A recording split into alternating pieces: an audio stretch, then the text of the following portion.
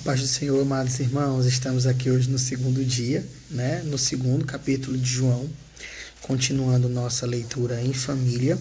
E o segundo capítulo de João, ele começa a dar mais uma característica do contexto dessa epístola, né? E você vai ver que João vai tratar ao longo dos seus 5 capítulos sobre 3 coisas que são necessárias para que nós tenhamos certeza da salvação. 3 coisas que são fundamentais, né? A gente viu no capítulo 1 que a primeira coisa que ele fala é o reconhecer nossos pecados, né? E reconhecer Jesus, confessar a Jesus e receber ele como Salvador. Mas além disso, João começa a tratar também sobre 2 outras verdades. Nós vamos ver aqui em 1 João 2,4, quando ele fala da primeira questão, que é obedecer os seus mandamentos, se tornar parecido com Jesus. 1 João 2,4 fala: aquele que diz, eu o conheço, mas não guarda os seus mandamentos, ele é mentiroso, e nele não está a verdade. Sabe, irmãos, muitas vezes a gente, durante a adoração, durante o momento de louvor, a gente abre os nossos braços e declara amor, jura de amor ao Senhor. Mas, irmãos, a verdadeira prova de amor que eu e você damos a Jesus está em obedecer os seus mandamentos. Está em meditar na sua palavra, meditar no seu evangelho, meditar nas suas atitudes e se tornar cada vez mais parecido com o Senhor. E obviamente o terceiro tópico, né? Terceiro tópico que fala sobre essa tríade, esse tripé que sustenta a nossa salvação, está relacionado à nossa mudança de atitude por estar se tornando parecido com Jesus, que vem no versículo 9 de 1 João 2, né? Fala sobre comunhão. Fala sobre amar uns aos outros, fala sobre viver em comunhão, sobre não ter espaço no nosso meio para o ódio, né? 1 João 2,9 fala: aquele, porém, que diz que está na luz, ou seja, está em Jesus, está em Deus, está na santidade, mas odeia seu irmão, até agora ele está nas trevas. Meu Deus, isso é pesado, irmãos, mas é necessário que a gente entenda que uma das principais manifestações da salvação de Jesus em nossas vidas está na nossa capacidade de amar o nosso próximo, de amar as outras pessoas, de ter comunhão uns com os outros, de ter amor uns com os outros, irmãos. É necessário. Por quê, irmãos? Porque quando Jesus escolheu nos amar, nós não éramos agradáveis. Quando Jesus escolheu morrer numa cruz pela mim e pela tua vida, nós ainda estávamos em pecado. Nós éramos ainda pessoas ruins, irmãos. Nós estávamos ainda impuros, né?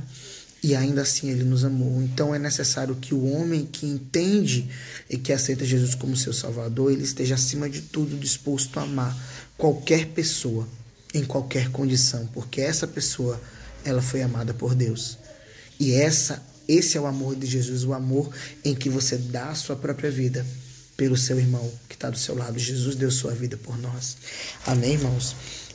Nós vamos ver que do verso 12 até o verso 17, João começa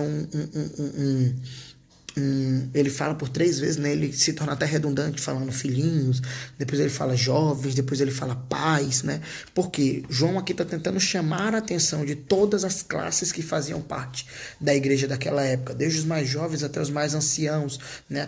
Até aqueles que eram novos na fé, filhinhos, ele fala com certo amor, e ele chama a atenção para uma mensagem. A mensagem está no versículo 15, que é o cerne desse capítulo: não ameis o mundo, nem o que há no mundo. Se alguém ama o mundo, o amor do Pai não está nele.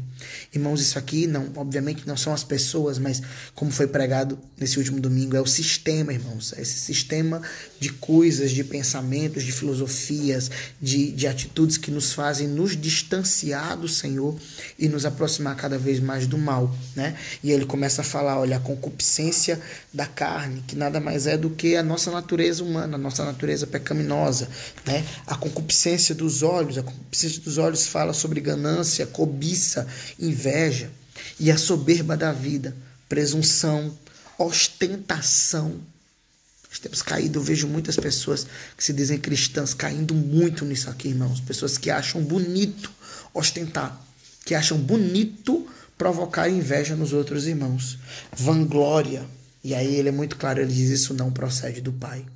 Precisamos voltar e voltar cada vez mais a Deus e entender que isso não vem de Deus, irmãos. Esse sistema maligno que é feito para que haja mentira, que haja inveja, que haja discórdia, que haja afastamento, ele não vem de Deus. E depois ele vai falar sobre o espírito de anticristo, e mais uma vez eu volto à questão do gnosticismo, porque João ele fala aqui a partir do verso 18 sobre não o anticristo lá do Apocalipse, mas o espírito do anticristo, que nada mais é do que aquele espírito que estava dominando aquela região ali, que dizia que Jesus não era o Cristo. Lembrando que ser o Cristo, irmãos, o Cristo não é um sobrenome de Jesus. O Cristo é um título. Esse título é dado a Jesus porque Jesus é considerado como Filho de Deus, o Salvador. E tinham pessoas naquela época que rejeitavam isso. Então é necessário para que você tenha salvação, que você reconheça que Jesus é o Cristo, né?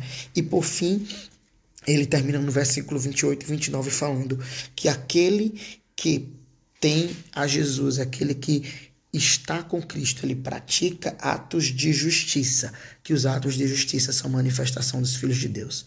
Então, irmãos, todas as vezes que você faz o bem, todas as vezes que você ajuda o próximo, todas as vezes que você estende a mão, que você pratica um ato de justiça, você está manifestando Jesus nos nossos dias. Amém?